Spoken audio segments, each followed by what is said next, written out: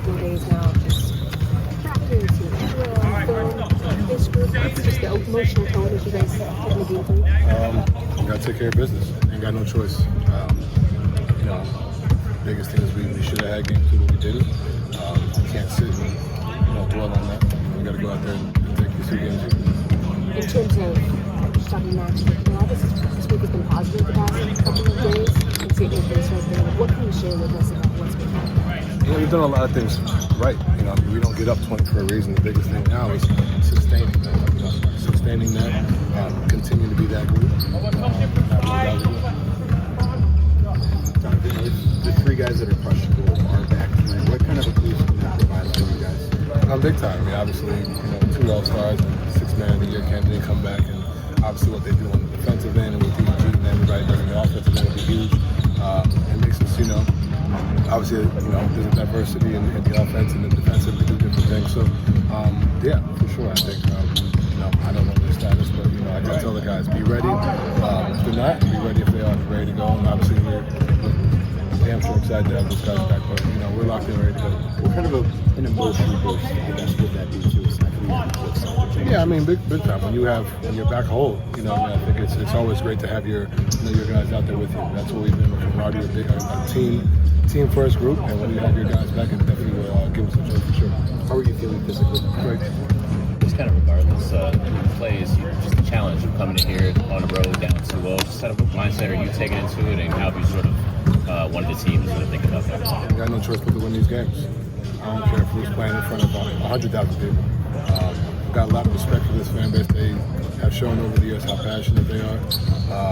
No doubt tonight will be the same way. It's not going to be easy. It's not going to be an easy environment, but we have no choice but to take care of these 2 games. Otherwise, we're done. What are those things that in the first 45, 46 minutes of game 2 that you can carry over into this game just with the way that you guys played? Yeah, our intensity, our defensive focus. We gave up 35, 34, the quarters 2 and 3, but imagine that transition, limiting Halliburton's touches, making it tough on them, getting on the board, not giving the ball for 3 rounds, pushing in transition. Those like little things, being able to play, the pressure and half court, playing out of the half roll on the blitz, hitting Jay in the pocket, myself attacking downhill, Max, Sam, guys are doing little things, Dean, Isaac tagging and getting me on the offensive boards, kind of win the possession game. We did a lot of really positive things. I know a minute and some change, obviously, is the bigger picture of it all for everybody, but understanding that we've done a lot of positive things and look to bring that energy in. Why have you guys been so successful, or in that first half especially successful, denying Halliburton? What are you guys doing? Just making it tough. He's a hell of a player. Just trying to make his catches tough. I think we have the guys we have on this group, whether it's Max, Isaac, Dean, Dre, whoever, Sam, whoever's coming in.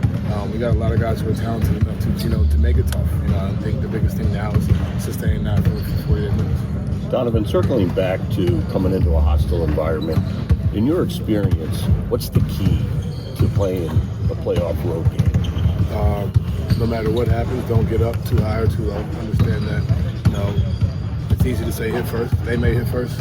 We have to respond. We may hit first. We still got to keep the lead and respond. So understand that, when they go on the run, it's going to get loud. There's everything's going to be magnified. Our mistakes. Understand to keep in your head.